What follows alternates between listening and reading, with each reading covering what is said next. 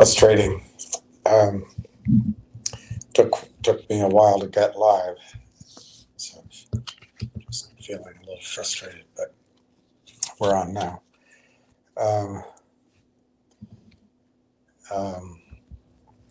I know it's Saturday night, 6 o'clock almost, and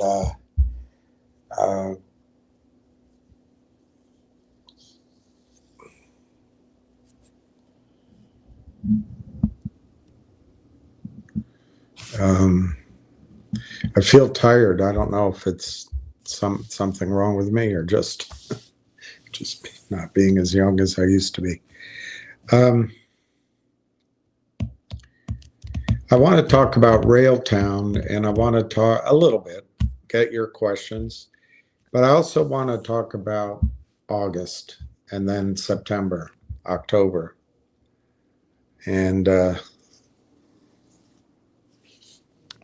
I really want to get in each of your heads that complacency right now is probably running out of time. We're running out of time to be complacent. So I want to talk about all those things. Hi, everybody. Hi, Steve is number one here. Darren, hello. Hey, John. CJ Yukon, hello.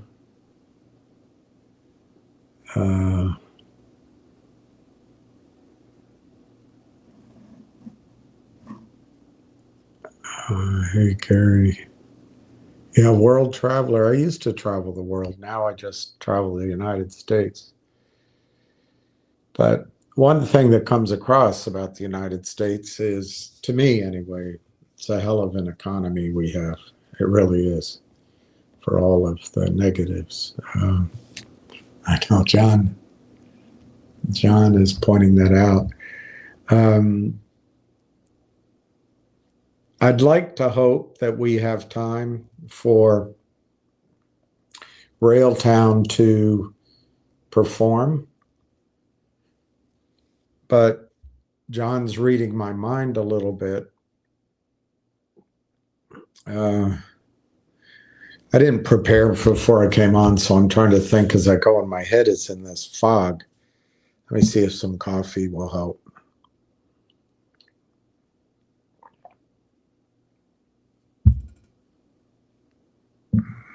But I think John gets what I'm pointing out. I think silver, gold, those kind of things are going to become important. The question is it going to be September? Well, sorry, or next August? We don't know. It's hard to predict things like that. Hey, Jack. All right, Michael. That's a bold step, and I like it. I'm going to write it down.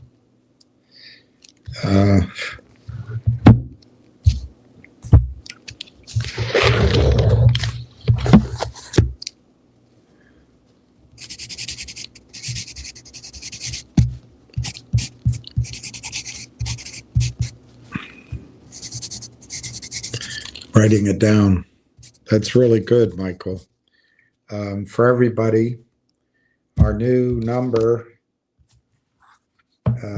is this. We're at 11,463,000, so we're almost at 11.5 million shares, 8.2% of Railtown, and 195 of you that have indicated. It's pretty good. It's pretty good. How do Eddie, Fast Eddie? The trip was worthwhile.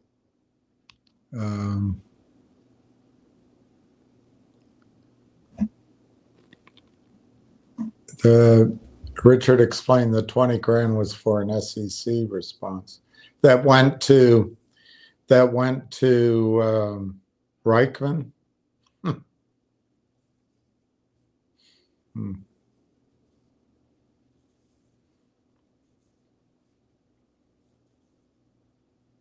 Do you see what I don't know what else to call it, energy sink, like in sinkhole it is? At GTII, it had one run where I think well, I mean, it didn't have just one run. It had several ups and downs, but it had one moment where I think it was squeezing, but ever since it's been very, very unrewarding. But all right, so 20,000 was for an SEC response.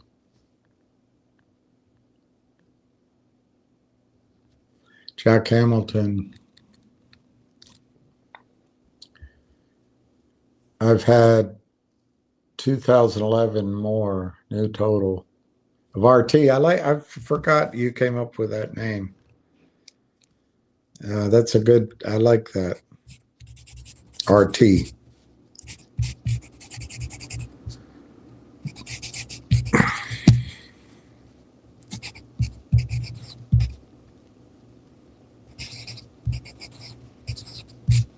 Good job.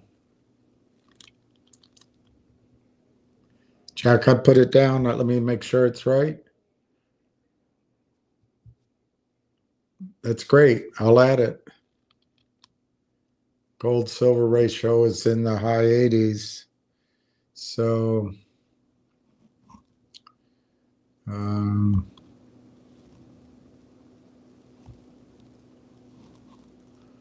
we've got Mike Mahoney's guide. You got his guide. So if it's in the high 80s, you still buy 100% silver. You know, it was 120 when I first started talking to you guys about it a long while ago. But I tend to think, just like I'm telling you not to, I sometimes tend to think in dollar terms. And then I go, shoot, missed it and all that. But it's going to come to a point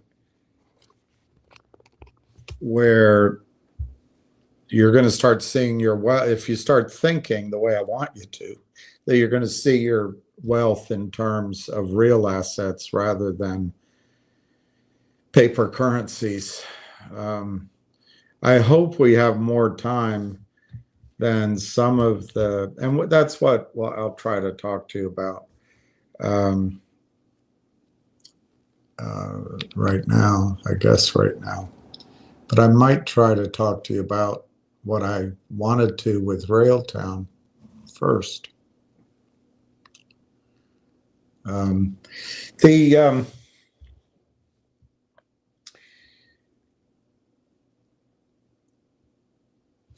Maybe the best way to do it is to read part of an article to you.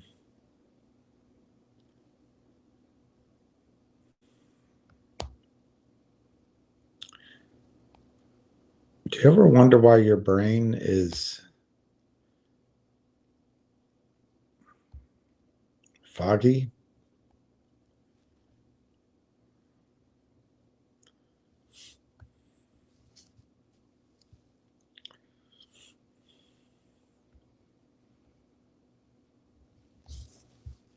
They're discovering that it's possible.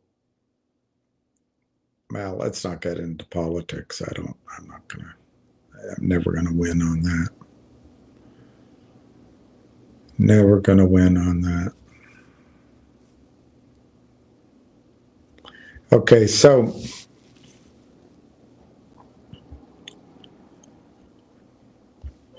just as a cautionary note, which I don't think applies to Railtown specifically, however, we're the attorneys involved and maybe it's not their fault. Maybe it's the magnitude of the transaction. But attorneys live in a moot court in their mind. Everything can be done carefully by the book, and you can get everything checked out. That's not how the real world is. It's not how the battlefield is. It's not how the financial markets are. It's not how meeting somebody and talking to them is. But to an attorney, it's like building blocks. You put a piece in, get another piece, got to do a little trickery, try to paper that over, get that accepted, move on. And it's in their world, there's a right way, a correct way to do things, but it all takes time. And the problem in financial markets is time can destroy a trade. On the other hand, time, for example, at the conference I just visited, and you don't have to go to that. You can see it in other places in your life. Time gives people time to build a company, and then all of a sudden they're solid and they're established, and it looks like they're an overnight success, so to speak. So time is a double-edged sword. But what these attorneys with Railtown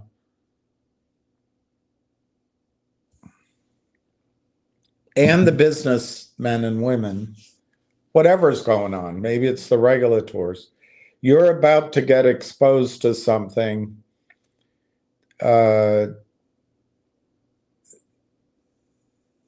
that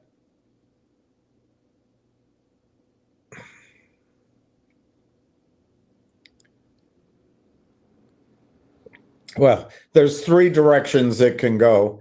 I don't think the third is going to happen. But after Labor Day, all of the kings and queens of Wall Street are going to come back. They are all living the life in rarefied air of wealth and dreams and printing money and making a lot of money because they went to Harvard. But they're going to come back to work after a July-August vacation period, and they're going to start allocating capital and spending money and making decisions.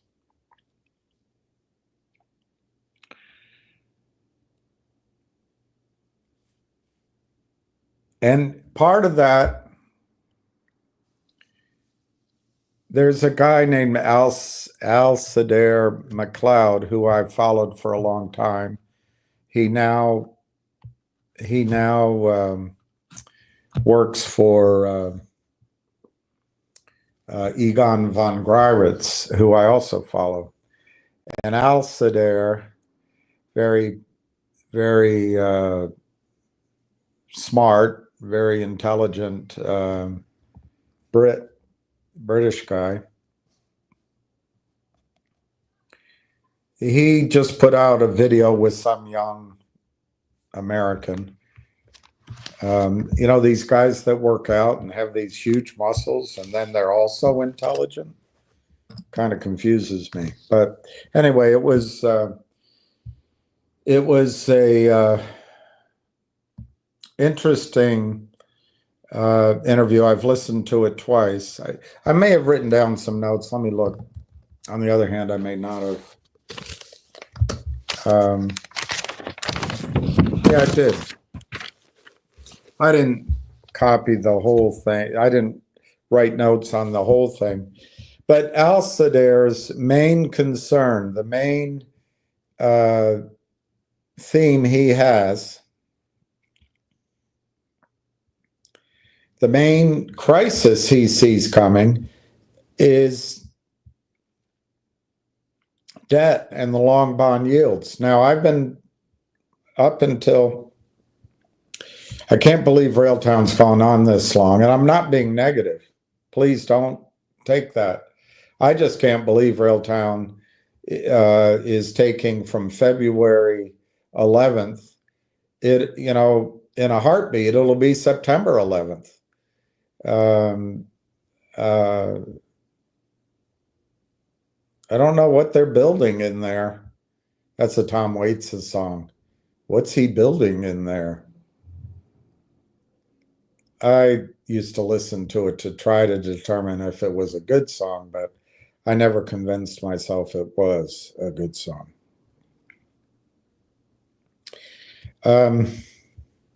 Anyway, McLeod's concern is long bond yields, particularly in the UK.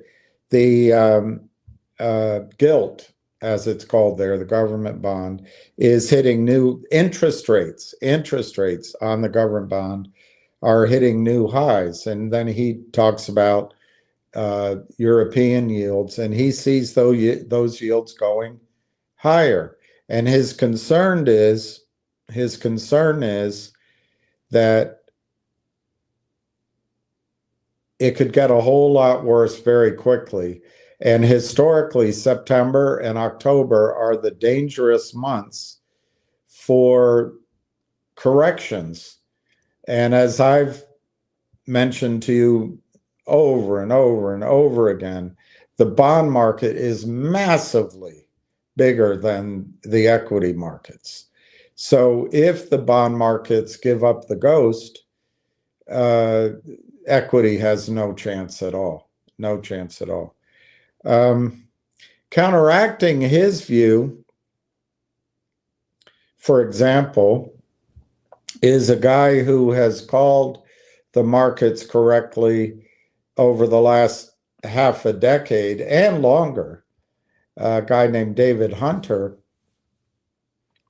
And he recently, I can't remember now if it was a couple of days ago or a couple of weeks ago, put out his view of what's coming. And I'm much more aligned with his outlook than this dire outlook in over the next 6 months, 9 months time frame. But eventually, Alcidair McLeod's, I don't know how to pronounce his name, dire projections are going to happen. I tend to think it's going to be I don't know about a whole year, but sometime next year, not this September or October. But I would be not fair to you to point out the risks of a September or October correction. So I'll go through Alcidair's point of view first, best I can, and then try to go over, in broad stroke, David Hunter's point of view or mine. I mean, that happens to be the horse I'm riding right now. Anyway, he said he pointed out that we're coming to the end, which is a big statement, of the fiat currency era, the end of it. Now that's a very large statement. Does that mean we're never going to have paper currency again, fiat currency again? It might well mean that. I think, as I've shown you, I used to draw a graph like that, but since the 80s, the early 80s to the 20s, in general, it's been a bull market in equities, in real estate, in bonds, in feminism, in women in the workplace, in computers, in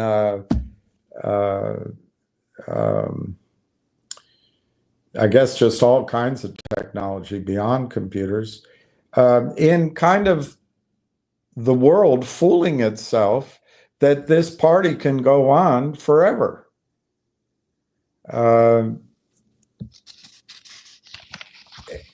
And I used to be very alarmed, to the point of not being able to sleep about what peak oil would mean to the worlds and would mean to the financial markets. And then when you start extrapolating what can happen to our society, it's really frightening. And the number one thing, sorry, I'm sorry. The number one thing you can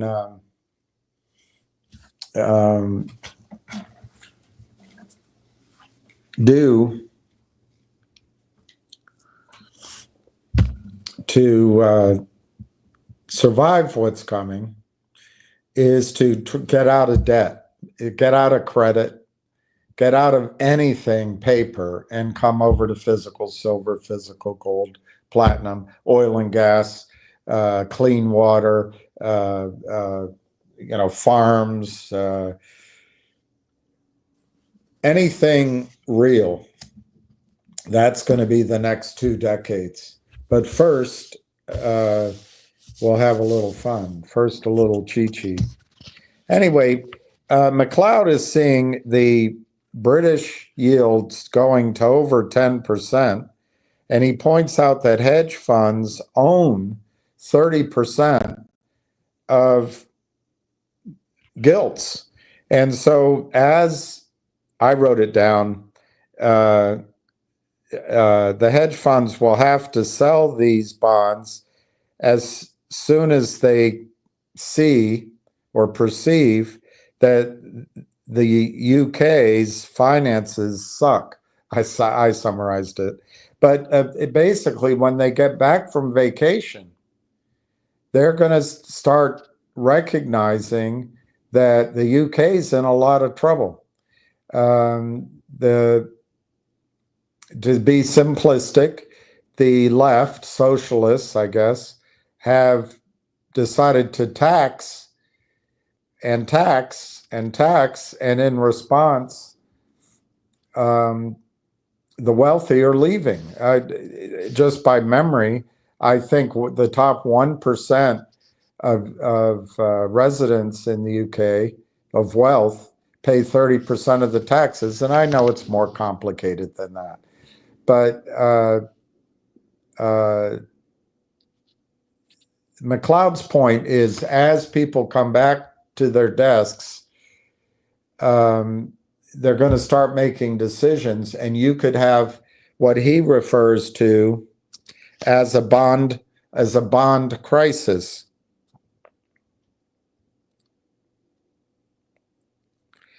There's a bond crisis developing in front of our eyes once investors return from holidays from August, and we could get a credit bubble burst in September or October. And he mentioned, of course, September 1929 and October 1987. He said what's coming is bigger than September 1929. His opinion that over this 40-year period or longer, because bonds yields have been so low and monetary policy has been so generous, the equity valuations are stretched. In other words, they're really high.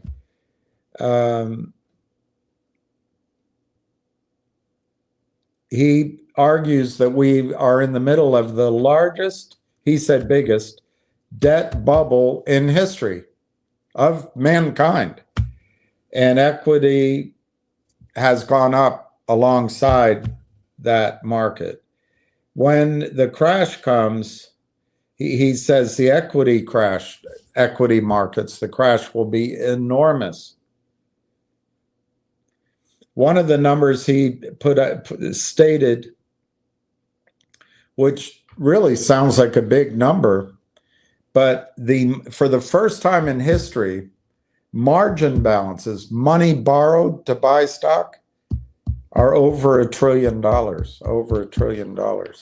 So he's very cautious.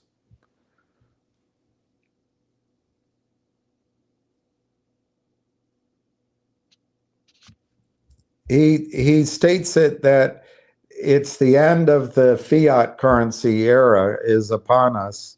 It's starting with our economies worldwide stagnating. And the poster child for this is the United Kingdom. Now, he doesn't leave out the United States. That's very possible. And if the bond market collapses, the equity markets are going to collapse. Now, what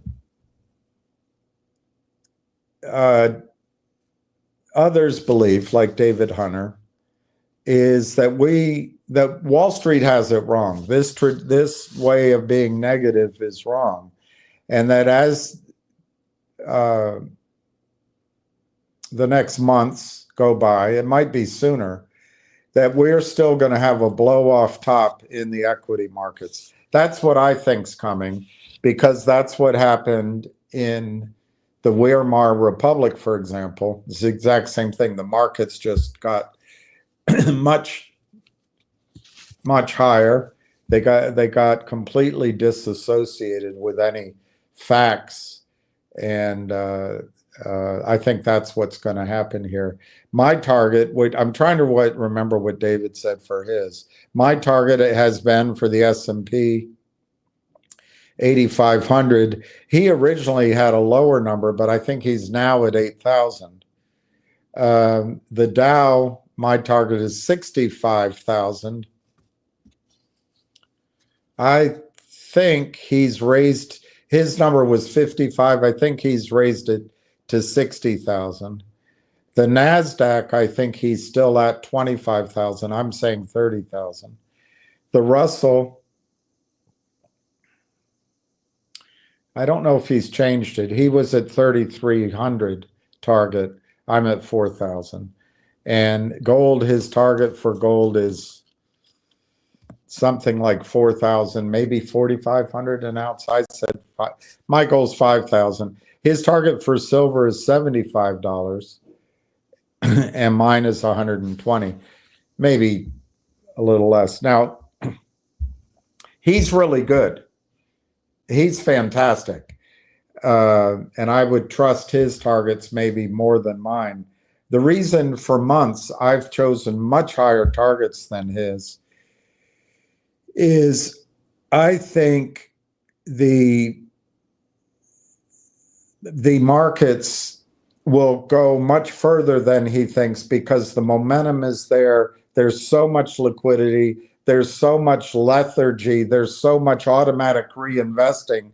And this party is going to go on because people don't want to look at the alternative. That's basically my reason I have much higher numbers. Now, he thinks that after the market hits this, in other words, he's seeing 30% gains in the next month to maybe 6 months, but very quickly, huge gains to the upside.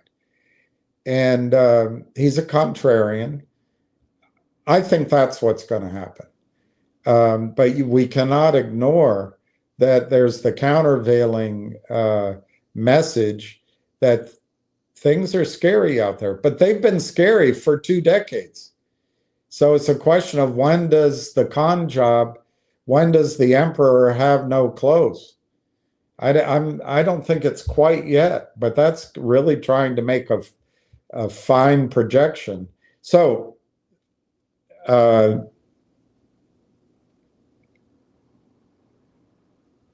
my bottom line is, and by the way, after these numbers are hit or it gets close to them, personally, I think the stock market's going to correct 95%.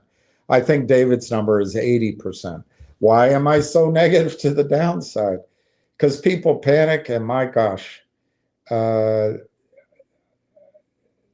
I saw one analyst say that the Dow will go down by 95% as measured by gold, and maybe that's a better way to state it. But I think the panic is just going to be, people aren't going to know what to think. People will lose their wealth, their homes, their cars, their banks will start liquidating everything. You know, a lot of the game that you are fighting when you listen to the Benedettos of the world, I'm not picking on Benedetto. He doesn't know any better. He doesn't do, as far as I can tell, he doesn't do any macro thinking. He might. It might just be football. I don't know. I can't talk about football. I have no idea.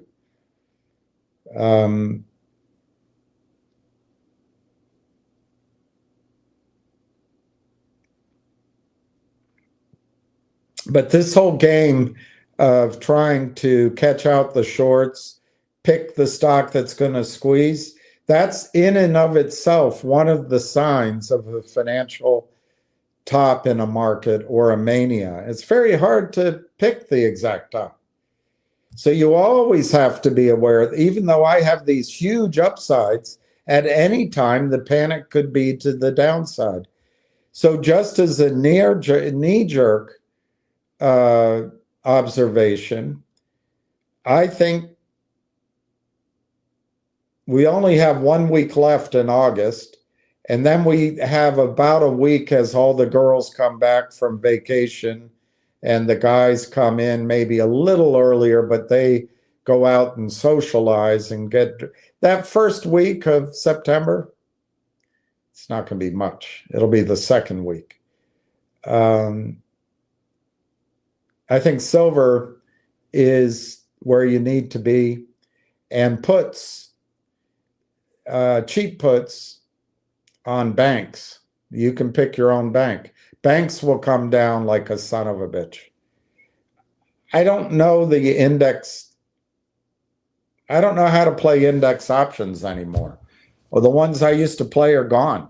I don't know how to do that. But you can buy puts on ETFs or buy the negative ETFs. But going back to the counterfeiting of shares, the game that's being have been exposed to, that is a scramble for Wall Street to find ways of expanding its collateral. The whole financial system, the debt-based fractional reserve currency system, the monetary system that London, New York, Tokyo, a couple of others participate in, it's all about creating debt. You have to continuously grow your monetary base. Otherwise, you have sharp deflationary depressions and wealth is destroyed. Banksters' wealth is destroyed. So once they control the government and once they control the regulators, they feel like if we can just keep the money growing, which is debt, just keep the debt growing, this wonderful life they lead can continue. And how do you get debt growing? War. So you create Israel, who couldn't find a country it can be friendly with. It cannot. A bunch of cult-thinking white supremacists based on a religion can't live with anybody. They'll start wars with the whole Middle East. Question is Israel starting those wars and then we have to back them up, or are we using Israel to start those wars on behalf of the banking system? Doesn't matter at the end of the day, the same thing's happening. Ukraine, Russia, Iran, collateral. There's collateral that's not in the financial system. And you don't have to own that collateral. You just have to lend against it. And then effectively, you're bringing that collateral into the financial system. Well, and I'm not I'm not a PhD or anything. So it quickly starts getting over my head. But I think the banks are scrambling for collateral, and they're scrambling for ways they can create more debt. And that's essentially what this whole phantom securities thing. I know there's a lot of cheating and it's criminal, and I'm against it. But they've created hundreds of millions, billions of shares out of thin air, and they own Congress, who prints money. And when the money gets printed, it gets into the system, it gets into investors' hands, it allows the valuations to go up. They're able to crush the prices, sell it or not sell it, take the money offshore without paying taxes. It's a great system as long as it lasts. It's not going to last much longer. And when it comes down, the down is going to be so swift, it's going to scare you out of the market for 20 years. You're going to be as frightened as you've ever been in your life. It's been 40 years of basically complacency, and that's all going to change. Now, the question is when, and that's the hard thing. You don't know. One thing sticks in my mind. We're talking about 1929. Maybe it'll be 2029. Who knows? McLeod could be correct that it could start September. There's one premise that we all have come to believe, that the Fed controls interest rates. They don't. They control the open window, the discount window. They control the overnight interest rates. That's all they control. They've expanded their role, much like the Bank of Japan did, into all sorts of intervention in the markets. And the Fed now, I think, has a balance sheet of 9 trillion. I think it maybe was 9 and it's down to 7 trillion. But they go in, they buy stocks, they buy bonds, and they manipulate the market. So anyway, Alcidair believes interest rates are going to go higher and continue higher like 44 years ago. And he thinks that could come very soon. When you are faced with a fork in the road, you have to take it. And I differ. I think he's going to be right. But I think this end of the year, beginning of next year up is what's going to happen in the stock markets. And I think interest rates are going to go down. But it's risky. That call is risky. Trying to be exactly right on the timing, it's really risky. But I think that's what's going to happen. I think interest rates in the United States in particular are going to go down. And what's my reasoning for that? I think the world, as financial markets are under stress, the world will continue to believe the United States of America can, and the Fed and our military and the dollar can save the world. Is that because we can? Perhaps. We have a great economy. We really do. all the shopping malls might be going out of business, but all you have to do, they just relocated to airports. There's every plane is full, every highway is full. You look down over the country, data centers are being built. Our economy is booming. And so it might be because the US economy is going to be able to rescue the world, but it may also be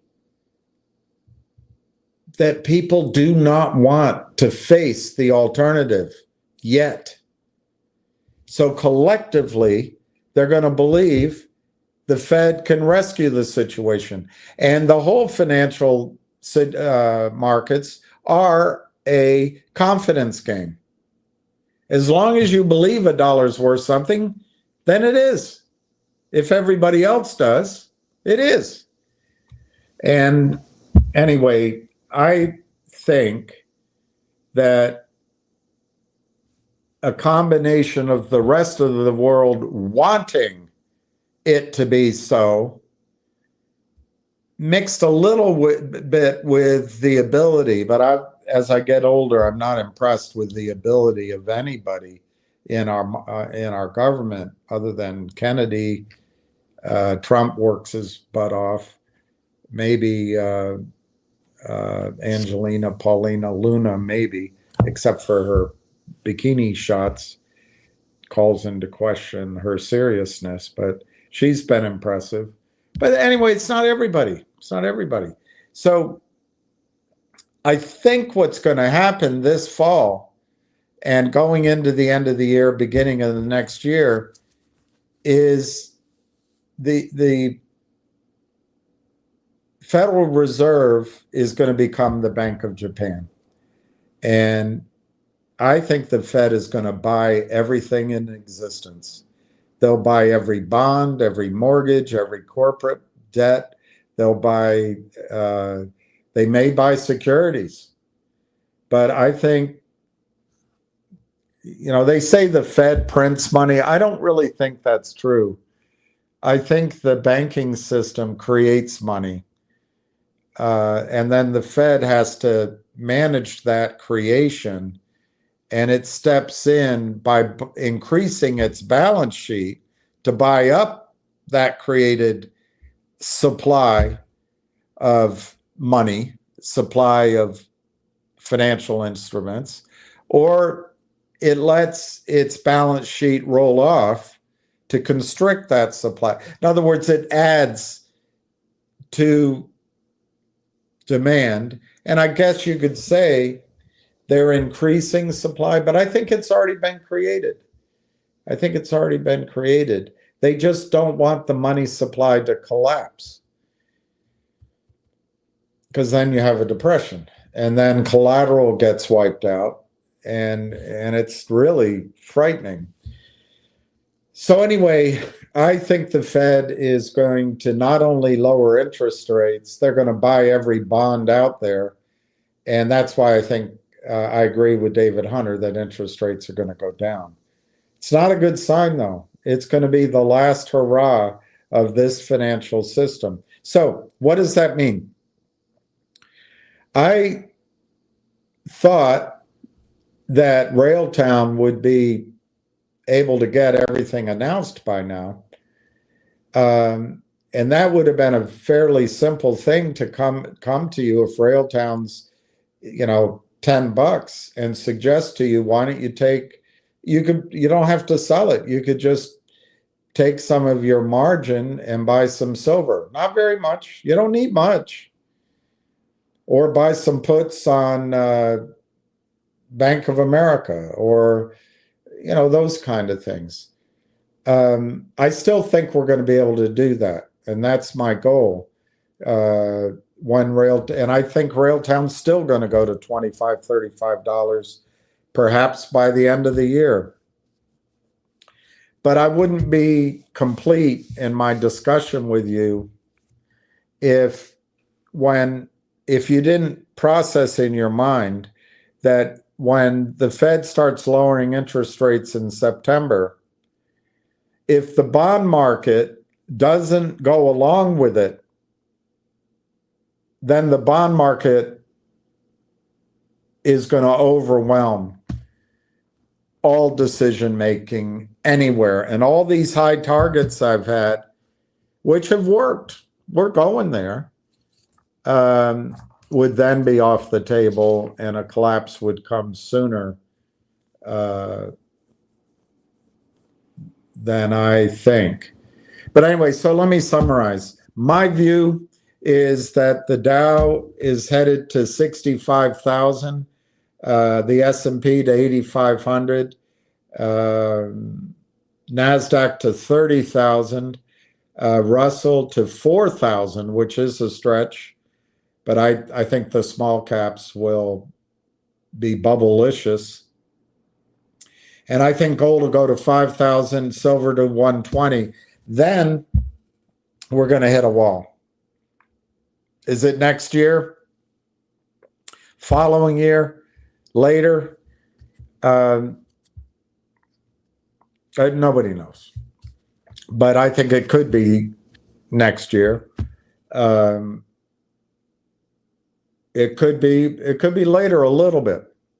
But whenever we get up there, we're going to want to own puts, and we're going to want to own gold and silver and platinum, maybe producing oil wells, things that give income that are going to be valuable regardless of what currency buys oil. It's still going to have the same value to human beings. So that's what I see is coming.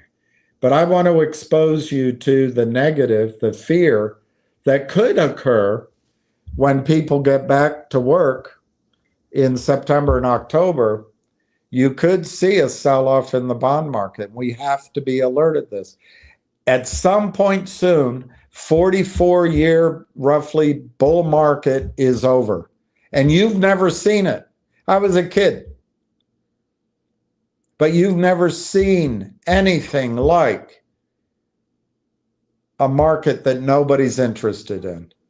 And when I started at Merrill Lynch, to my memory, the Dow was 695. 695. What does it matter if I'm wrong? Maybe it was 795. What does it matter? The exact number doesn't matter.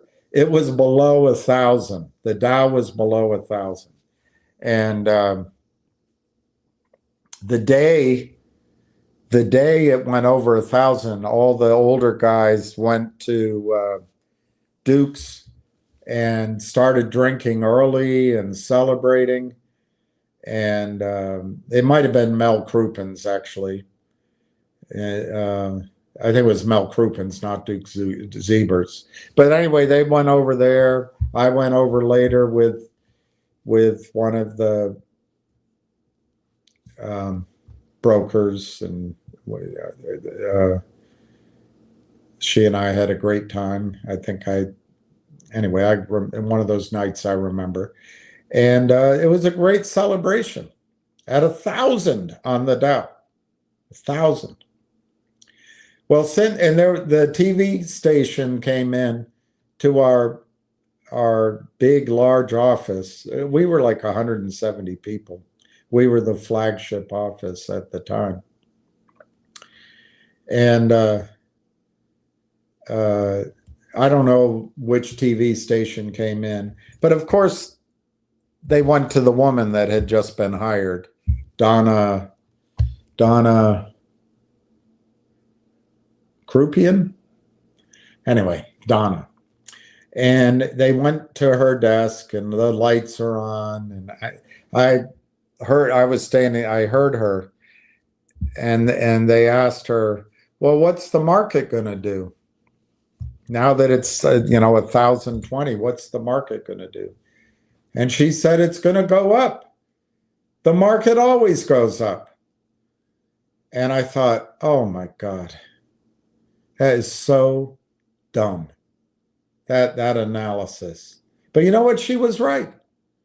Since that was roughly 1982, maybe 83, 82, 83, 82, I'm going to say. Since then, the market's done nothing but go up. Everything's gone up. Everything's been perfect.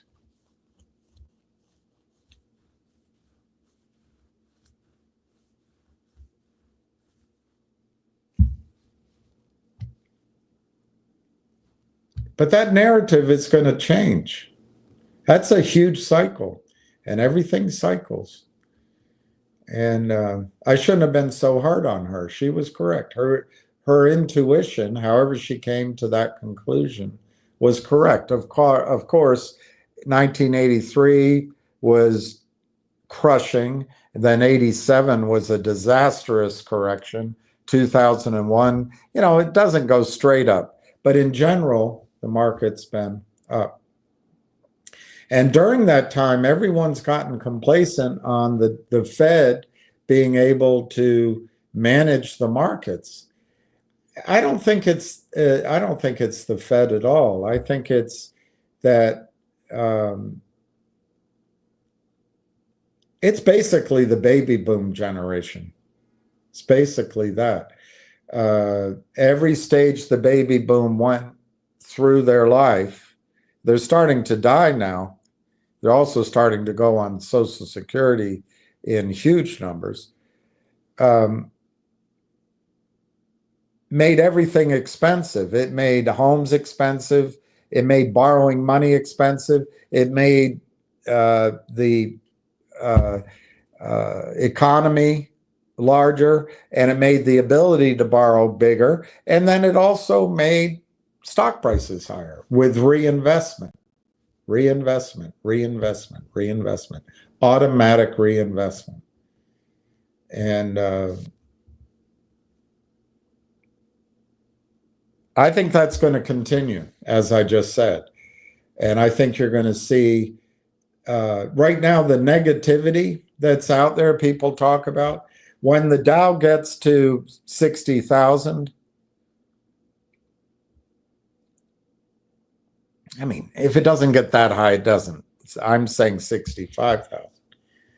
You guys are all going to be telling me, I'll be saying you got to sell. You got to buy some puts. You got to get out. And you'll be telling me, oh, no, it's different. We discovered platinum on the moon. Elon Musk now knows how to turn water into electricity. And they found a new oil discovery at the center of the earth. Whatever. You're going to be so bullish, you're not going to want to sell. But that's the last chance to sell. And when it comes down, everything will come down. I expect if the Dow were to come down 95% from 65,000, I think it would go to 3,250. I actually think the Dow can get back to 1,000. I think the Dow can do a complete round trip. But they keep changing the components of the Dow, so that it's a little manipulated. It's going to be something. But I don't think we're there yet. So how does Railtown fit in that? I think Railtown, better than silver, better than gold, better than some of the other investments, gives you a chance to turn your account into 10x soon. But we've been waiting forever. And I know it feels like forever. But I think it's only going to be another week if they get it done in August, obviously. But my original projection that a lot of people in Canada, go on vacation, and particularly if the attorneys are female, they're going to take their vacation, and if the husbands are married to women with children who want to stay married, they're going to go on vacation, So when they go on vacation in August, so anyway, I still think we're probably looking at September, first or second week of September. I would like you not to listen to all the other stories. I understand, you know, I don't know. I didn't listen to the calls, but Finger might be getting into Bitcoin or something. I don't know if I have it right. Maybe something big's going to come there. Maybe that GDC and ZJYL are going to wake up. Maybe some other news story is going to be the one. But if you still are playing in that, you're going to miss this broader macro Mack truck that's headed right toward you. And I just think you can't do it. We ran out of time to do that. What I would like to happen, and what I think is going to happen, is that Railtown is going to give you 10x out of the gate. Let's just say they do not finish that acquisition in August.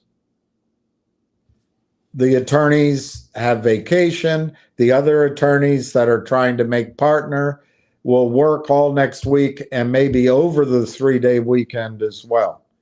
So I think the most likely time for that acquisition to be completed is the first week of September.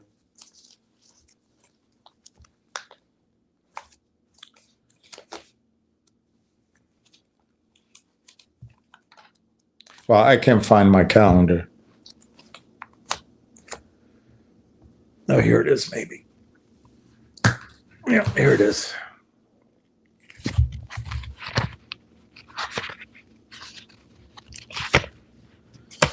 My head feels like a...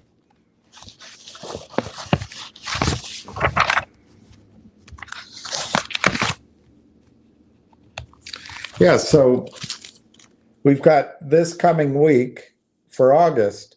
If you had good news and you were a CEO, would you announce it in the last week of August? I wouldn't.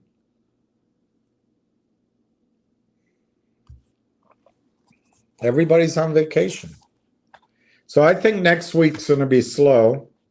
I don't want you to get shaken out. And then you've got September. And Monday's Labor Day, so a lot of the families and partners and the more established employees, they're all going to drift back in during the middle of the week. And then if they're the younger men, by Thursday night, they're going to go meet at the bottom line, tie one on, and Friday they'll show up with, Friday clothes, and not much will happen. I think it's the second week of September where we're going to see Railtown complete that acquisition.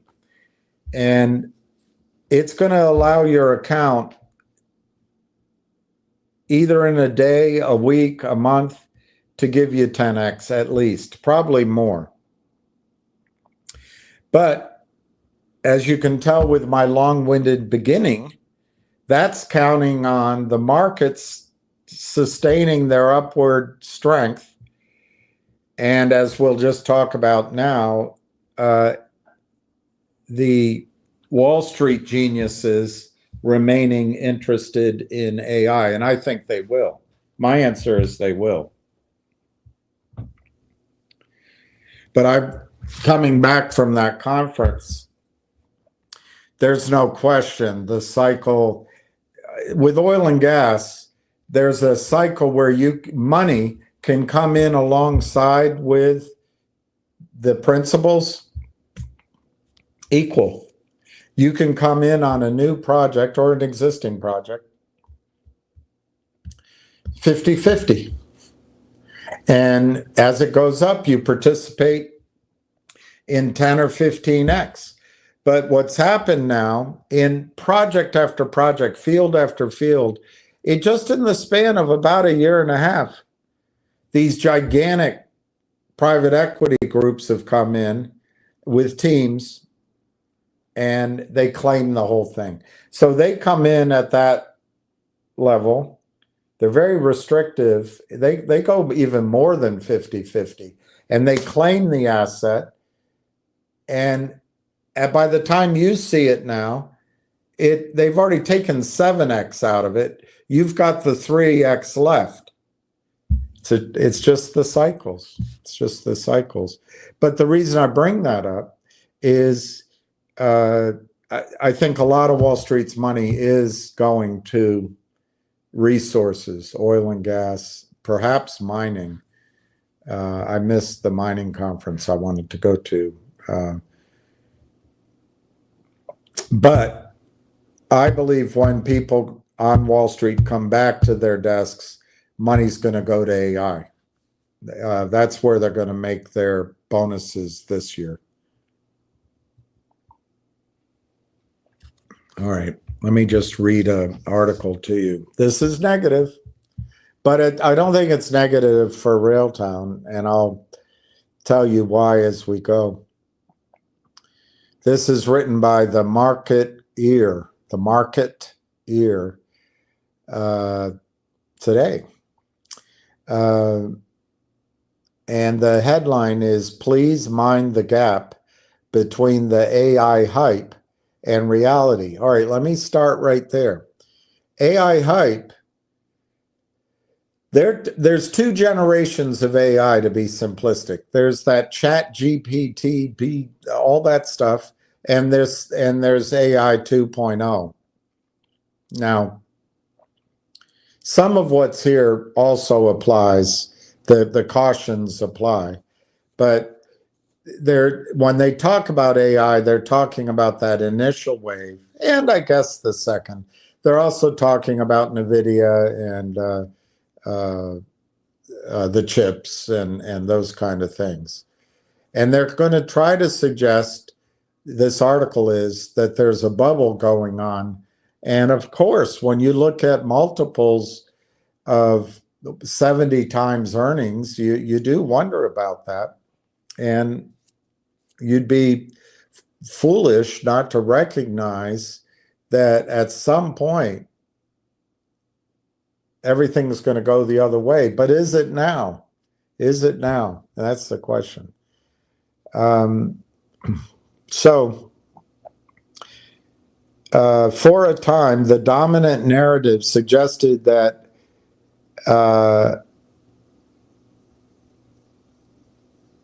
oh, hang on. It's my sister.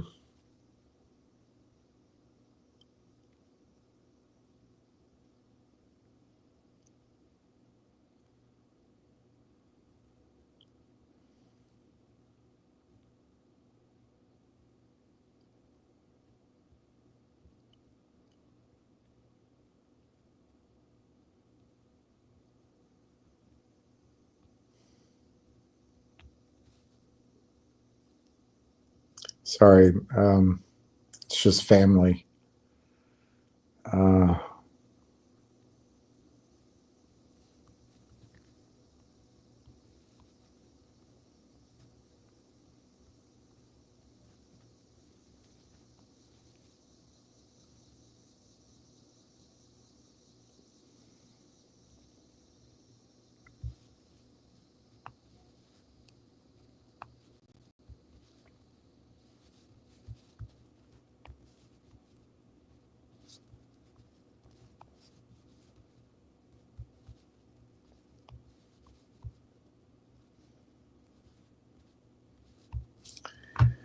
Um,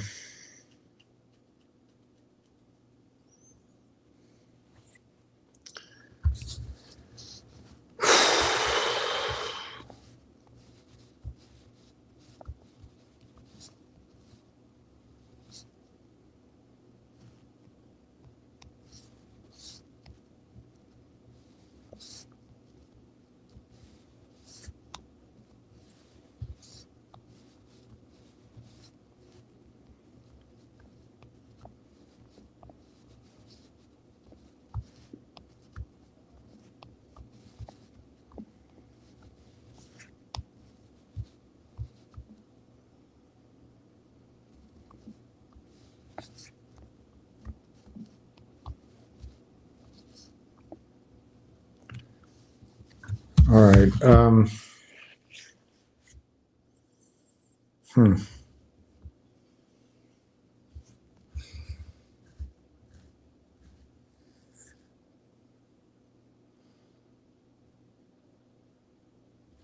Okay. Okay. Yeah, let me keep going with that. I'm sorry. That's very distracting. Um, okay.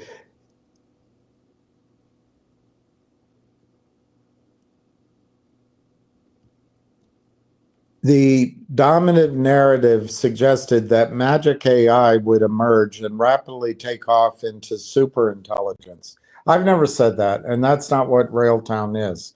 But that is the part of the mania out there. As discussed on a podcast they did, the Chat GPT 5 release fell short of lofty expectations, which tempered that view. Look, AI is never going to be super intelligence. It's just a rapid processing of data. So anyway, welcome to waking up to reality.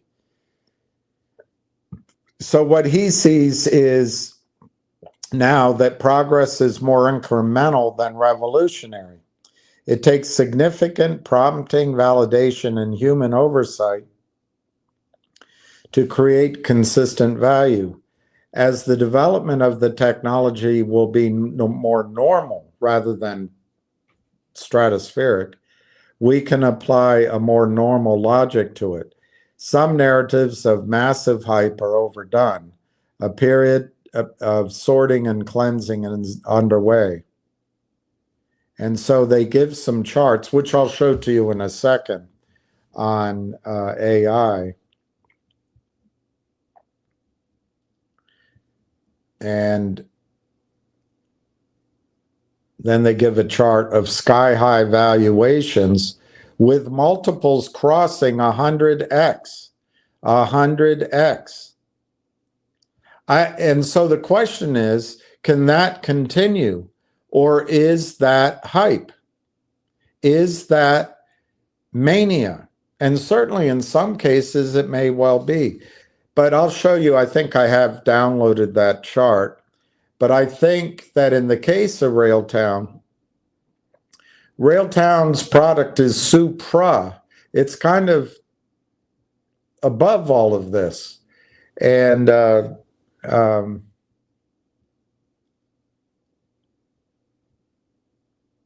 um, yeah, I'll show you that too. I'll show you that. Okay. Now, these are just things to bear in mind and for you to know. And I don't think it's really a complete negative to my story, but to be fair, I think I have to put it out there.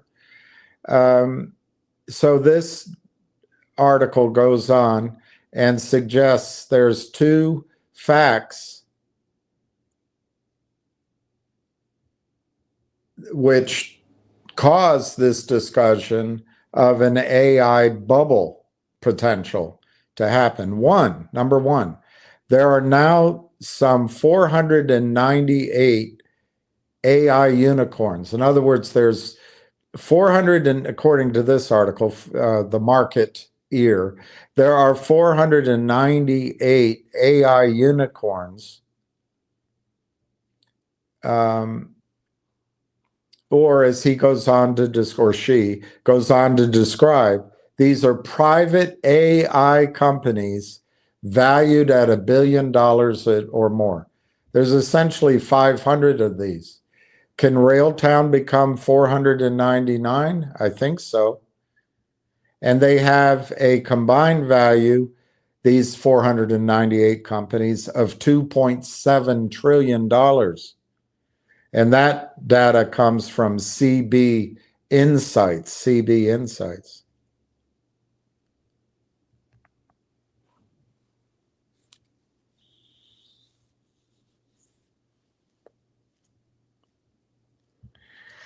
They go into the second fact, which I get a little confused about, how a startup AI works. And it makes it seem negative. I'll read it to you, but I don't understand it. How bad are AI startup unit economics? Here's how the AI startup economy works right now. You, the user, pay an application layer company $1. That company pays $5 to a foundation model provider, which then pays $7 to a hyperscaler, who finally pays $13 to a GPU maker. I don't fully understand all of that, except to tell you that's not Railtown's model. That is not Railtown's model. They are not one of these .com, let's sell pet dog food, or let's sell flowers, or let's sell vacation dreams. Theirs is a more industry-wide solution.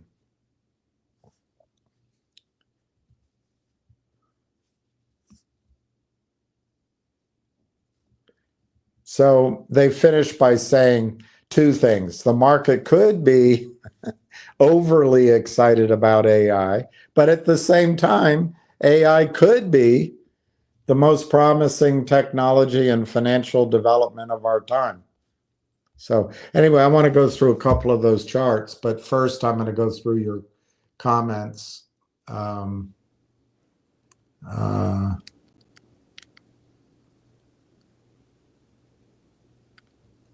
Justin Babish. All right, Justin.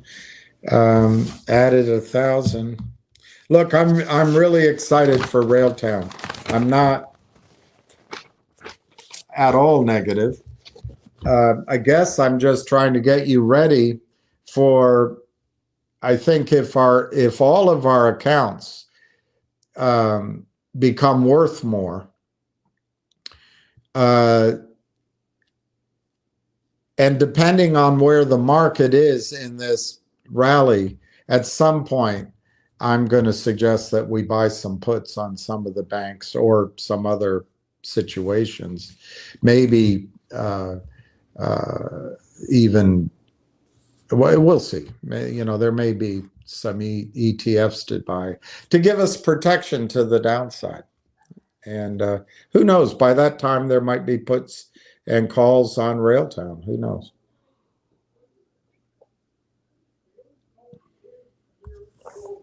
But I think once the attorneys finish their work, there is going to be this jump up in value. I just wish it could happen tomorrow. All right, Justin. Good job, Justin.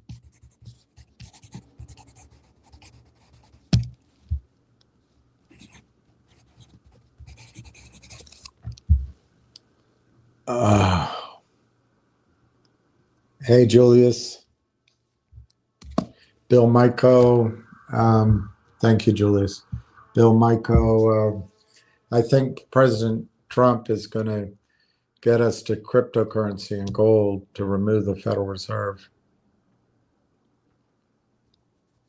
Yeah, I actually think if they closed the counterfeiting of shares, that would bring probably trillions of dollars worth of assets back to our country. Trillions with a T. But I don't know if all those assets have gone to Tel Aviv or Panama or Frankfurt. Who knows where they are?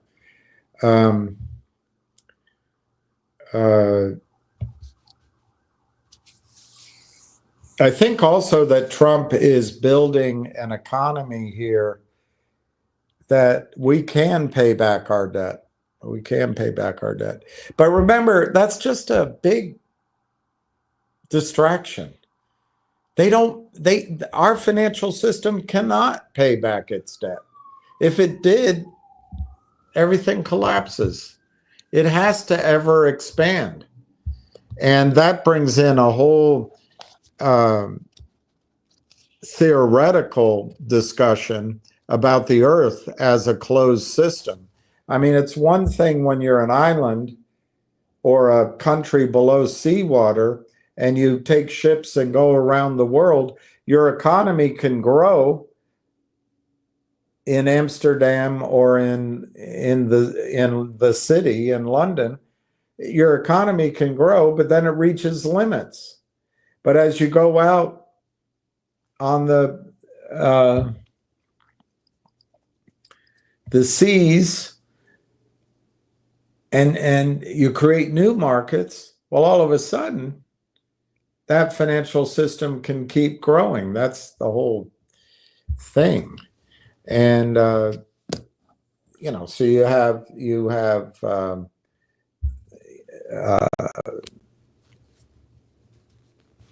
I'm trying to, well, anyway, you have the South Sea bubble, the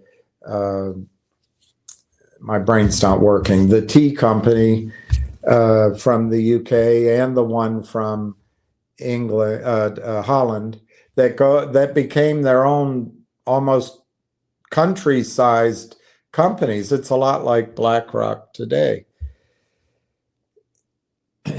My brain is not coming. They're easy names to remember. It's just not coming to my head.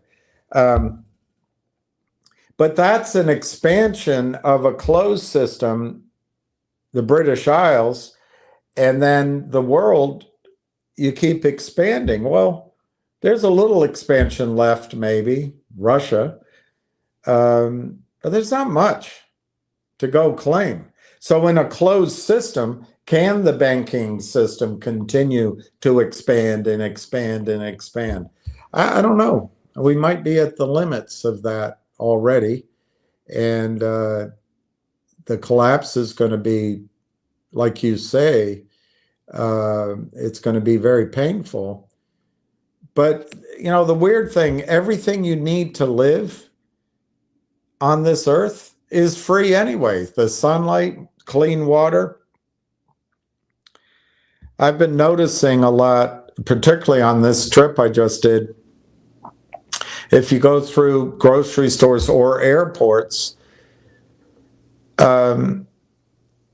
nothing's food anymore. It's all crap. It literally is all crap. It's processed crap. And water isn't water anymore. Anything you try to buy, I mean, this is sparkling water, but it's been flavored. Everything is industrialized so profit can be made. What if we just had clean water and simple food again? We'd be happy. We'd be happy.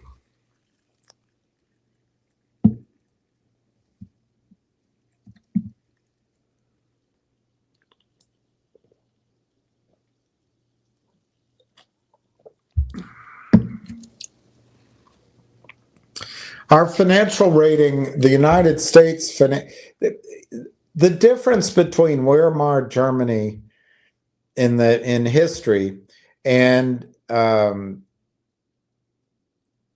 UK today and the United States and Germany today, for that matter, and the United States, we are the world's reserve currency. And I don't see that changing. I know it's diminished. And eventually, perhaps, we will become a multipolar world, and maybe there'll be, I don't know, 3 currencies: the ruble, the yuan, and the dollar.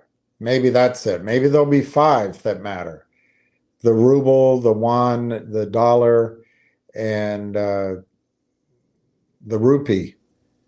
But it's also possible that there will be a world currency, but that would be hell. That would be hell.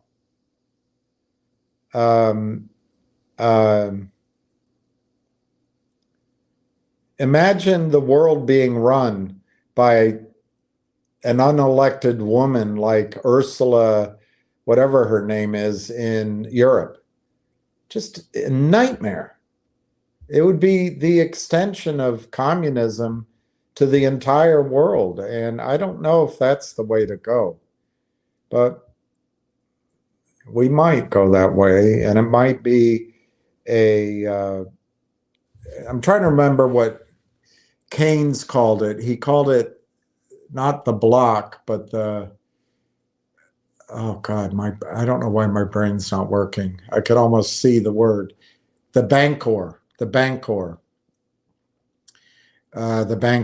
And maybe it'll be just one big currency out there.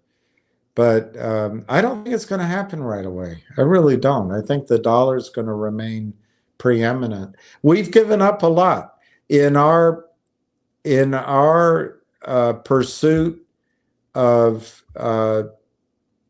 protecting Hillary Clinton at all costs, so that when she lost an election fair and square, actually she cheated and still lost.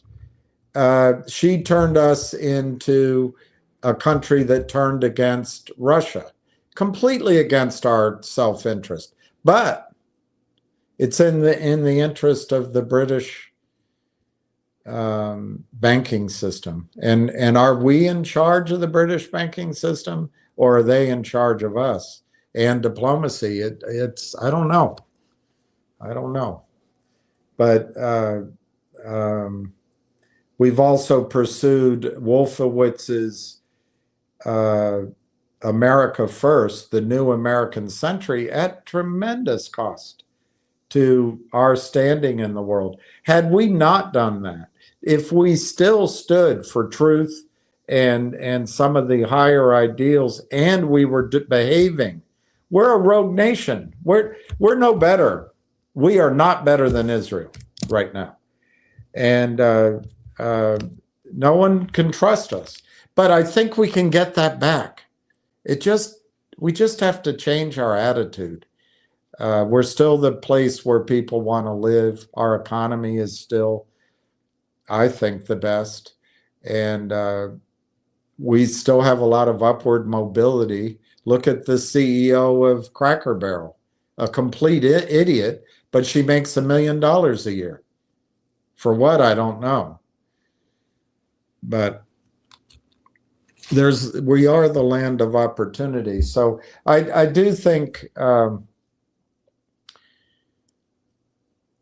as long as we cooperate and work with the world rather than trying to dominate the world,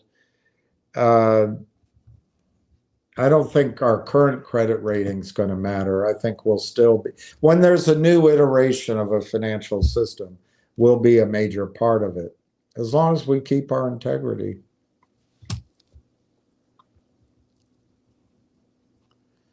Zinder, do you think a 0.19 average for Railtown is good for long term? Look, if you're trying to get people to wait for the stock to go down, it's not going to go down to 19.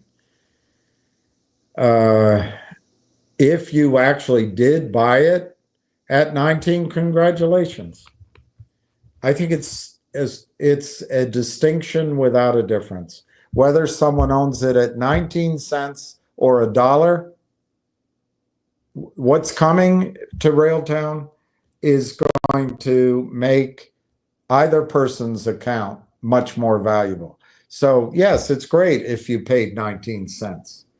And if you did, I would be buying with both hands more stock at 55 cents. I'd average up.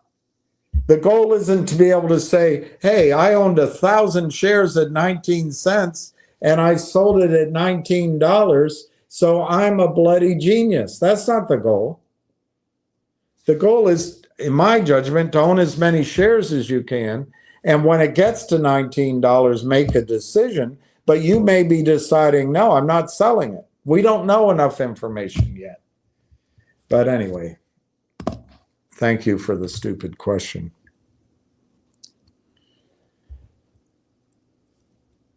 Bill Myko, that's why waiting for RT lawyers to get things done it is very frustrating. It is. And they don't think in terms of value created or value lost. They just think in terms of, I don't know what. As long as they're paid, I don't know what they think about. I really don't. But Bill, let me give you something that might matter. If Railtown is acquiring AI partnerships, which looks like it is, and if a big part of that strategy is to roll up those or a big part of those 160 companies, and then you're going to bring Conductor in across it all, and you're going to have these revenue contracts,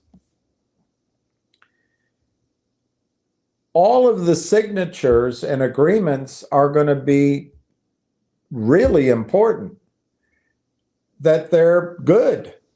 And so that's why you need attorneys. Why?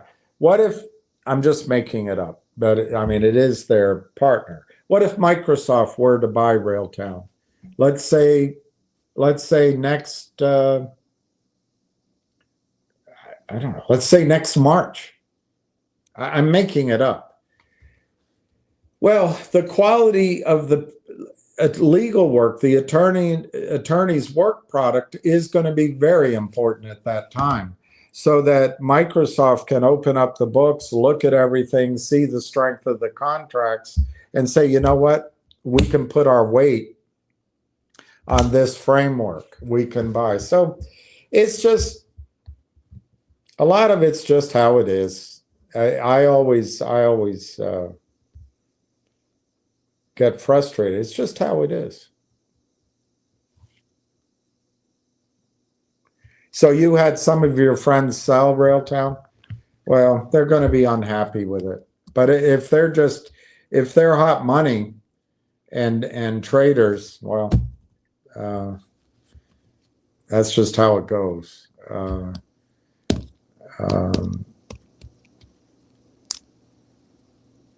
I would argue that Railtown's value, it has been increasing every single week, and your friends have no clue. But they're addicted, as we all are, to the price on that screen. And Railtown, the longer the attorneys take, the more the shorts, the criminals, destroy the stock. They're not going to be effective here, because once the attorneys finish, the company can start talking about revenue and revenue agreements. And, you know, the research report I've shown you so many times, written, and anyway, I have it here somewhere, written a year ago, using 12x, and using a very small market, addressable market. They come up with $2 a share target from a year ago. Your friends are gonna, you know, they may have sold because they're mad at the attorneys, but they're not going to hurt the attorneys. They're only going to hurt themselves.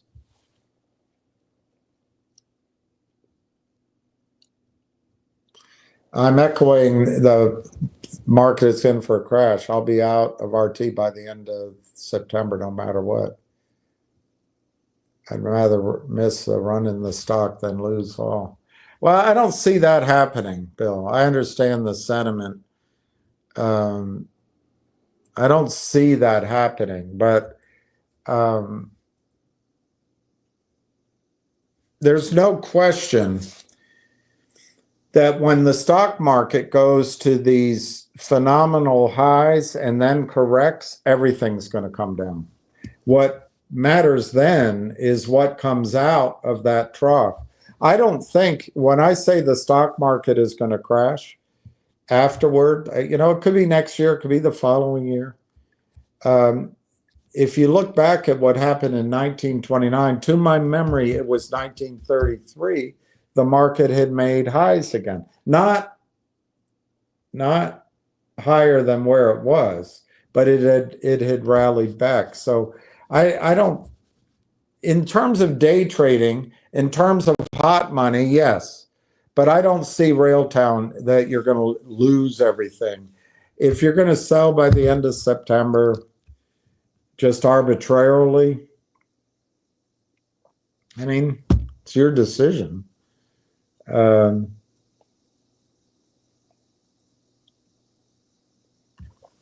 if Railtown acquires AI Partners and Railtown comes out with revenue projections of 150 million,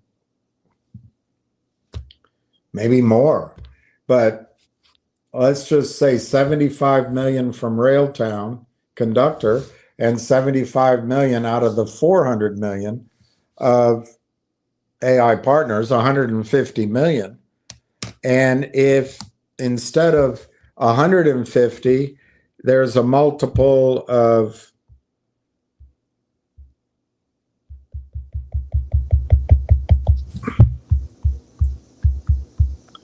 I don't know, 25. That's a $3 billion company.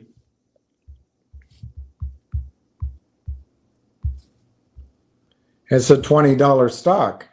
If they come out with that and they show projected earnings growth and coming quickly, maybe the revenue is growing to 250, 300 million over the next 90 days. So when they exit this year, they're on track to do, I'm making these numbers up, and that's the unfortunate thing of not having final news.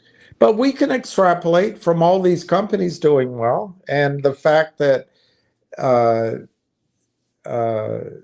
well, anyway, I won't go back through. I've repeated it over and over again. But what if the projection is to exit this year with 300 million in annual recurring revenue? Well, be a $40 stock. So the arbitrary decision of getting out, as you put it, losing all, it's just not a, that's not a rational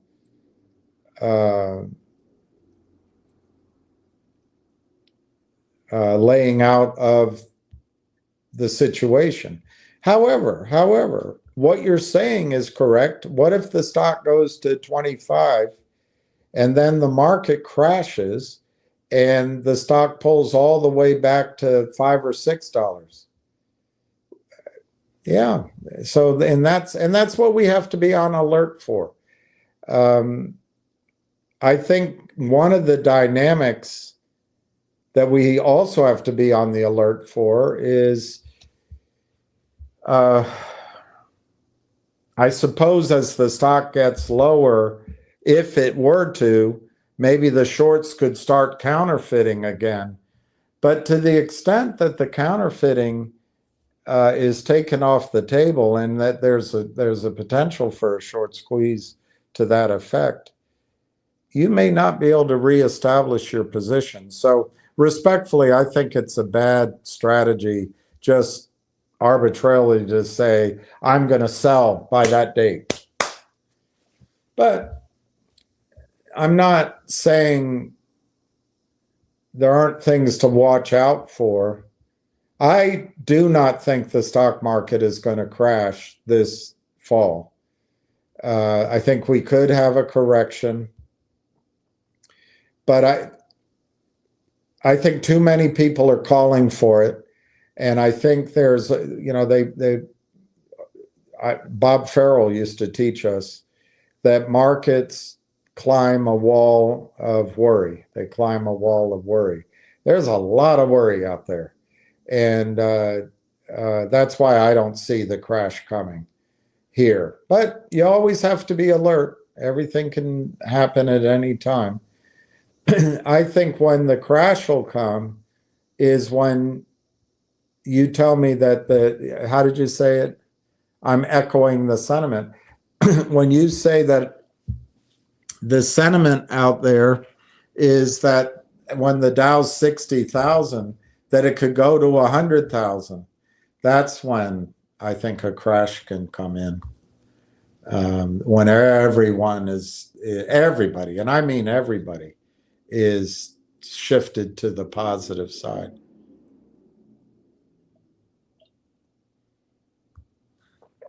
Railtown is not a stock. I understand all these other stocks go up and then the shorts crush them.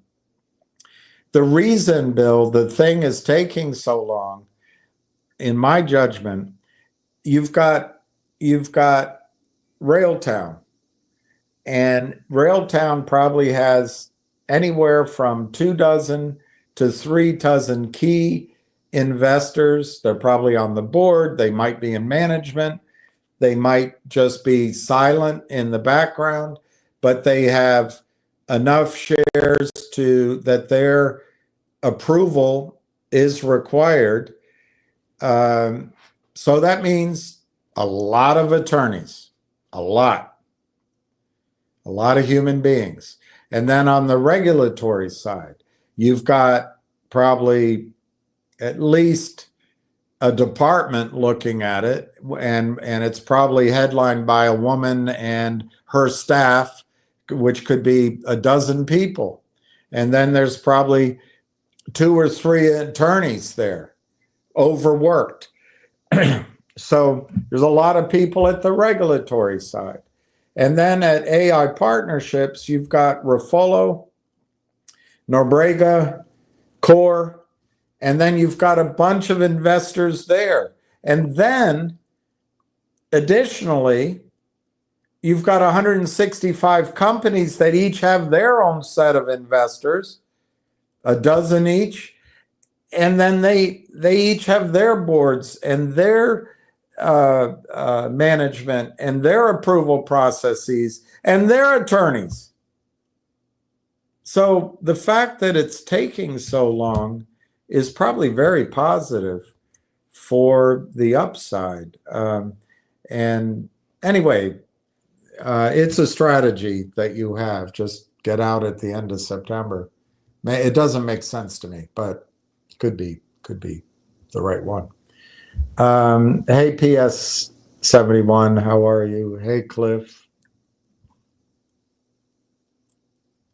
Did I get dinner with Flying Bus Driver? Yeah, I didn't get dinner, but I had a drink with him.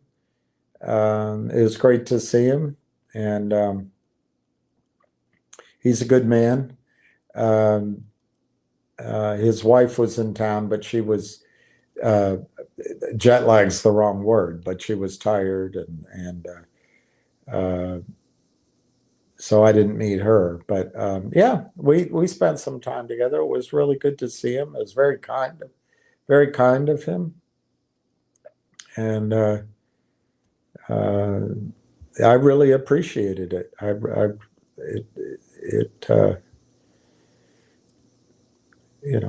Meant a lot. It meant a lot to me. AI is replacing a lot of computer programming jobs. Yeah, I believe that. That makes sense. I don't know what it means to the value of AI. I think it means the value of AI is high.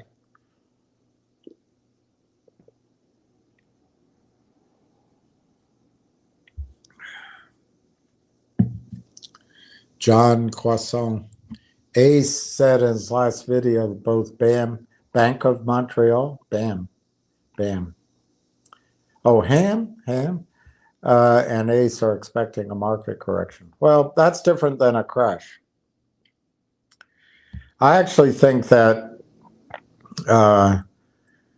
we could have a bit of a pullback in the markets because the markets have been rallying. There's been such negativity, and the men and women who are coming back from vacation, they're going to try to align their portfolios so that they all get into the top quintile of performance. So they don't want to stick their heads out. They're going to all act together. So I wouldn't be surprised for a correction, like 5%, 7% correction. That wouldn't surprise me at all. But I think we're going to, like I say, I think we're going to rally to incredible blow off top highs. I don't think this bull market is over.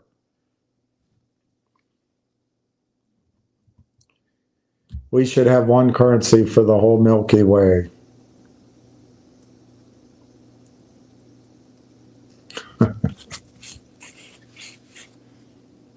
Well, in 150 billion years, Andromeda is going to collide with the Milky Way anyway, so we'll all be on the euro by then. Hey, JB.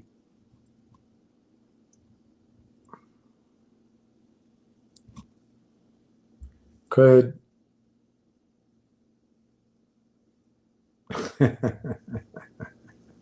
I like that. Railtown could take over the job of the legal work. Look, just because time has been going by with Railtown, our emotions are telling us, oh, it's another GTII. What the hell is GTII? What the hell is it? Some arrogant CEO that had no business at all took a toxic note from the Kramers, who know nothing, and then 9 guys on Long Island shorted it, and everyone starts making money. A guy close to the situation calls up Ham. Ham says, "Oh, we're gonna make the shorts burn here." The stock goes from, I don't know what, 20 cents to $4. I can't remember the exact numbers. It pulls back all the way down and then goes to $2. I don't, you can look it up. But then it runs all the way to $9. And I think it was squeezing. But it was just a squeeze play. And it's manipulated. It's, well, they got the shorts, got to buy the buy-in. It's the same. It's not a company. GTII was never a company. Railtown's a real company. All the other stocks, every single other stock, except for Wolf, the power company, but Wolf got destroyed because they took toxic financing from Ari Rubinstein. So Railtown's not taking toxic financing. So I just don't see the crush coming. But unfortunately, I can't change the fact that the attorneys are going to take until they'll wait until the market goes to 65,000, pulls all the way back to 3,000. AOC becomes president. We go through World War III, and then we have a flashback World War IV, and Russia takes over Alaska. Canada becomes our 51st state. Greenland's our 53rd state. And Mexico becomes a province. And, this whole generation is 60 years old. That's how long the attorneys could take, and they think they're doing a good job. It'll drive you crazy. Drive you crazy. But it's a necessary evil. It's a necessary evil. Wow, good job, Norm Foss.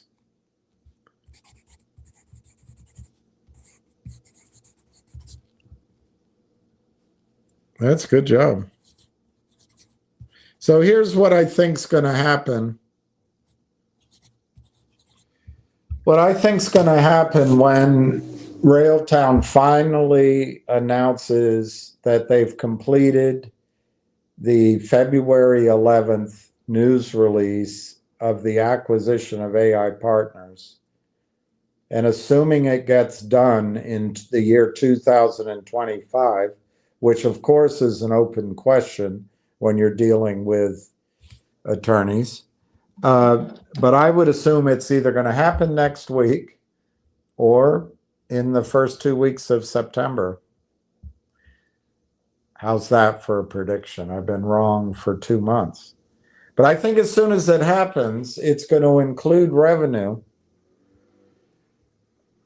And my call is that Wall Street already has been educating their salesmen and women to get you, the retail, to put money into AI products, AI investment funds, AI partnerships, AI ETFs, AI retirement accounts, in managed money that emphasizes AI. And I think coming into September, October, November, all of that money that's raised by Wall Street is going into AI. I think the big companies like Apple and Google and Facebook and all of these Elon Musk's companies, they're going to buy AI. They have to keep up. There's a race going on with China for robotics. China already has factories that can build cars, build jeans, build phones with robots. We bombed the hell out of Afghanistan, Iran, Syria, and Iraq. That's what we did for 25 years. China built up a factory system that can run on AI and robots, and they have the electricity to power it. And we made sure there were women in the boardroom everywhere, women CEOs, so they can destroy Crackerbox. And I'm not picking on women. My point is, we focused on the wrong things. China didn't lose their focus. So if we're gonna have an economy that competes with China, it's gonna need AI. It's gonna need AI. And is that worthless? Is that going to be a 1 times revenue type number? Hell no. It might not be 70 or 100 or 150 times revenue. A lot are being sold there. Why do they get bought out at 150 times revenue? Not because they're at the end of their projections, but because they're at the beginning. Now, then the question is it like the dot bombs, where any company that came up with an idea and put a .com on the end of it, the stock soared? Yeah, there's some of it. You can see it with whatever that quantum biopharmaceutical, they put AI. You can see it with G-Bucks. We got AI. You can see it with the new GTII company. We have AI. You can see it with, there's another one of those. They all AI. So there is some of it is all fluff and puffery, but some of it's real. And unfortunately, you can't see that now. All we can do is just talk about nothing until the attorneys finish. And they're not going to finish. In my opinion, they're not finishing in August. And I don't think they're going to finish in the first week of September. My prediction is the second week of September. I've said that for a while now. People have gotten pushed back against me. Well, I still say it. Second week of September. But by the time we get there, Bill Michael will be on the verge of selling. And that's one way to do it. Another way to do it, let's say Railtown goes to $10 or $15.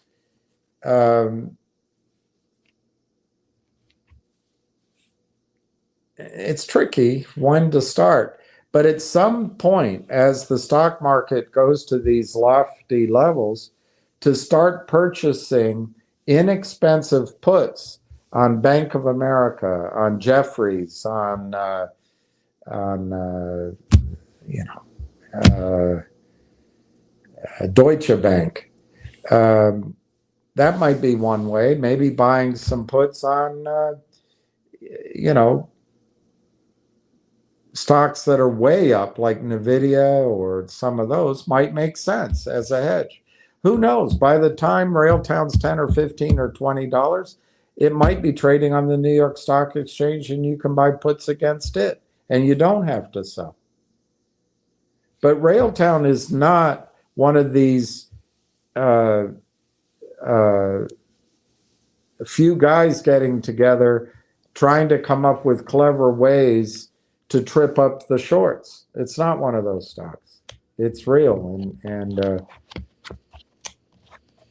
yeah, I hate talking against my own enthusiasm, but I have to also give you the other side of it a little bit, and then that puts in Bill's mind that arbitrarily he'll get out in September.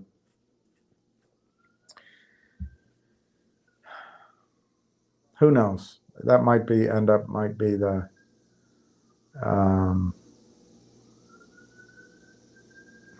thing. Let me show you just to finish off on some of the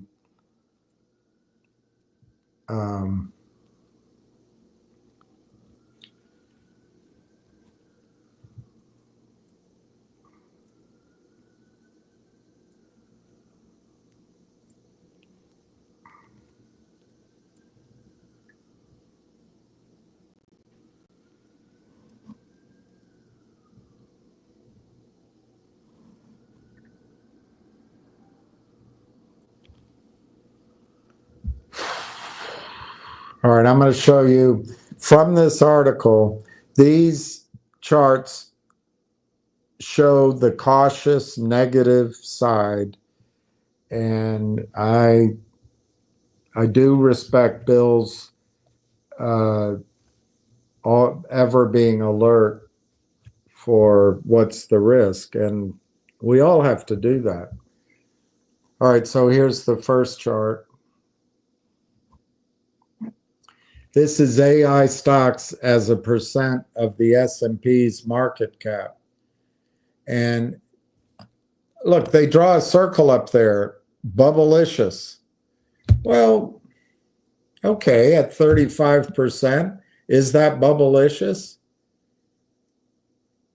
I don't know. But what you got to look at down here at the bottom, it includes Amazon, Google, Meta, Microsoft, Nvidia, Oracle, Palantir, I don't know what Avco is, Advanced Micro Devices, and Qualcomm. Well, those stocks are in ETFs, they're in retirement plans, they're in mutual funds set on automatic reinvestment of dividends. So through thick and thin, they continue to be added. Like this correction in the middle of the chart, it was on reinvestment. So with all respect, Railtown isn't reflected in this chart, but you can, I put it up so you can analyze it yourself. This is United States AI stocks as a percent of the S&P market cap.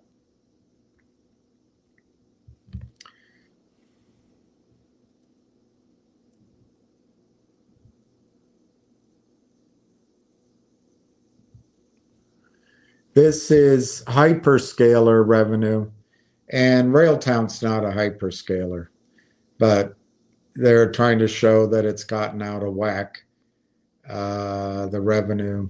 Well, I think statistics can say whatever you want them to. I'm not that impressed with that chart, but all right. And then what this is trying to show you is the lag time between an innovation and its true productivity and its true financial returns. I don't know how they come up with it, but one point from this is that the lag time is always decreasing. There's a better chart of it here, I think. No, I guess that's it. So you can't see it there, but the steam engine, 61 years, 61 years, electricity, 32 years, the PC, 15 years. And then the last one is AI. It could be very short, but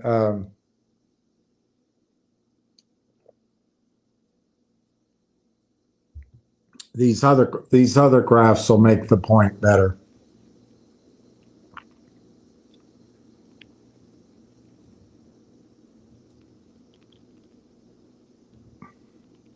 This is, I forget the name of this chart, but this is almost in any technology or any startup company. And I can't read all those. I'm not going to try to. You get all this enthusiasm, and then you see the name down here, trough of disillusionment. And I see this all the time in oil companies and other companies. And Amazon, for example, went through this. Amazon was up, and then it had 4 years of difficulty. And then they just draw this where the performance doesn't get as high as the original expectations. I mean, that's an assumption. It might be true, but it's just an assumption. And you know what happens with umptions? But here's, there it is, Gartner hype cycle. So the technology trigger, and then you go to a peak of inflated expectations. Are we there in AI 2.0? According to James Altucher, we haven't even begun. Then the trough of disillusionment, that's the pets.com, the slope of enlightenment, and the plateau of productivity. Plateau this, pal. All right, so now you can see this chart negatively or positively.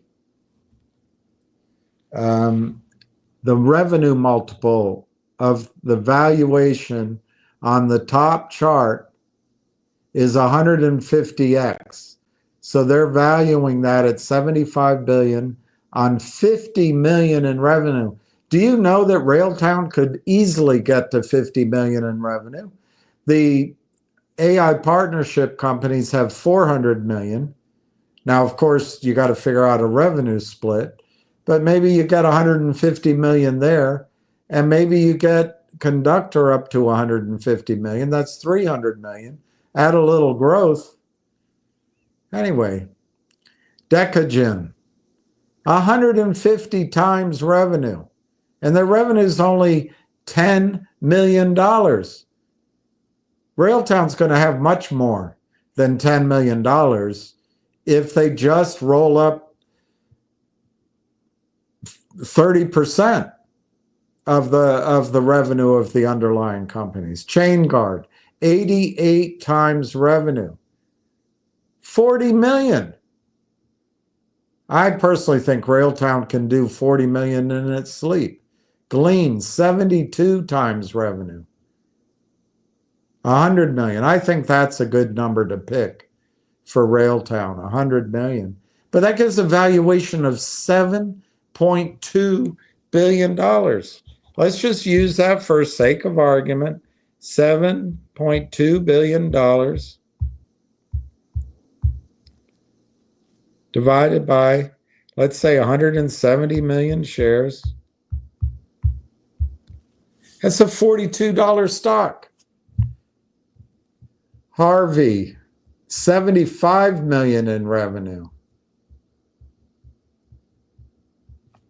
67 times revenue. Sierra, 100 million in revenue, 60 times. Let's use 60 times. What would that be?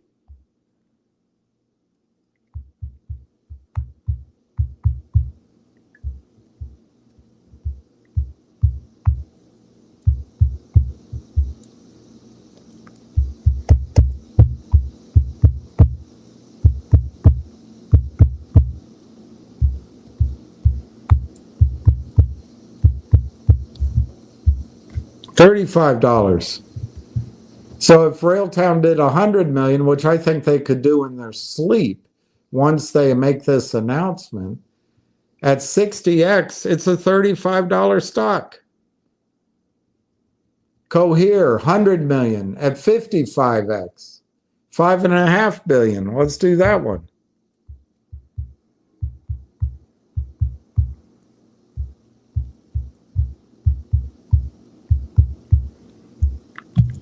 Using 170 million shares, $32 a share. A bridge. Can't read what revenue they're doing. 12 million. Andrel. I can't read it. The bottom one is Ramp. They're doing 700 million and they're valued at 16 billion. And look at how it's interesting. The multiple goes down because they have bigger number. It's harder to grow. So if we used, I don't know, let's take a third of 700, let's take 250 million revenue times 23x divided by 170 million shares. That's $33 a share.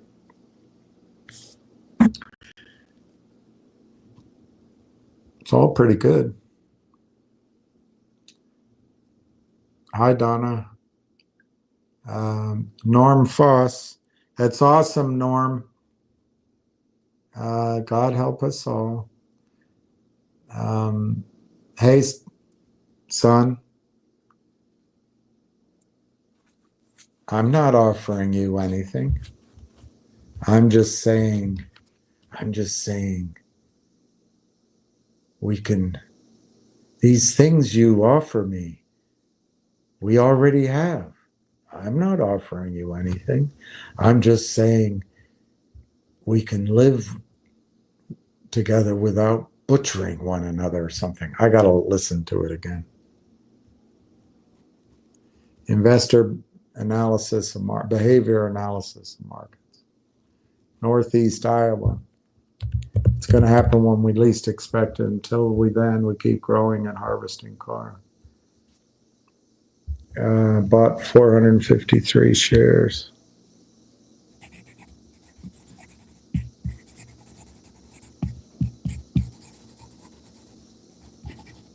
Good for you. Good for you. All right, so,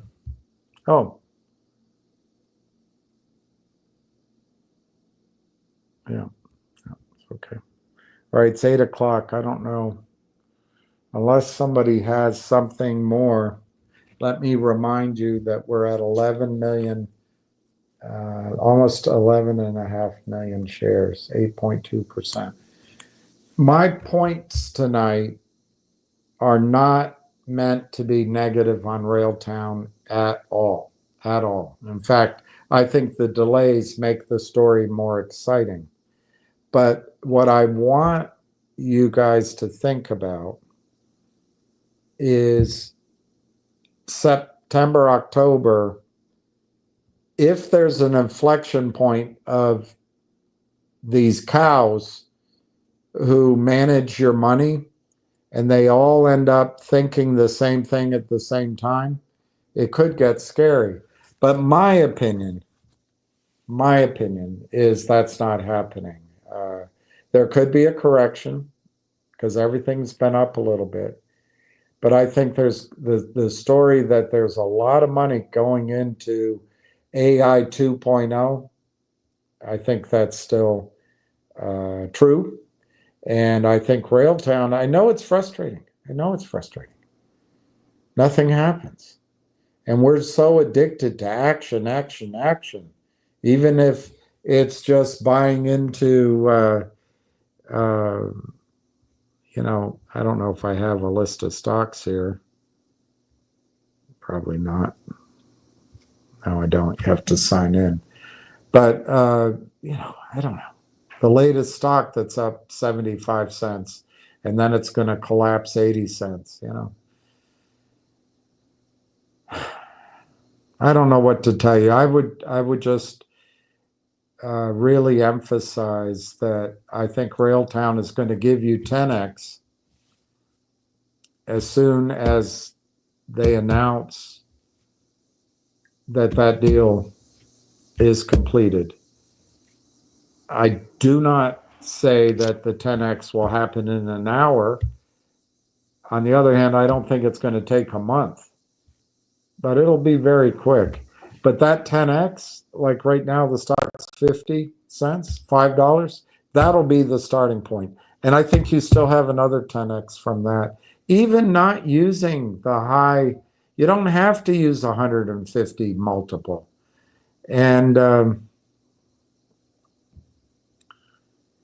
I told you the other day, I think his name's Jack Ma that ran SoftBank. He kind of had a mindset that, well, I better get out. I don't want to lose it all. So he sold NVIDIA before it ran. So I don't know. There's no perfect answer. And I don't mean to imply there is. I don't mean to imply there is. All right, so it's 8 o'clock. No more messages from you. I thank everybody for signing in. I'm going to be traveling tomorrow and probably for a few days. So I'm not going to go live tomorrow. But Monday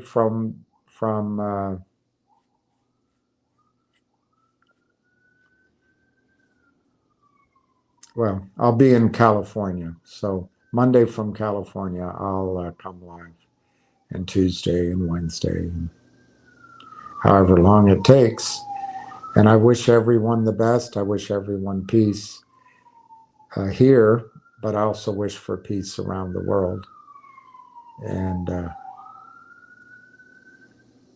pray for all the little children around the world that they get to have a childhood full of joy and love.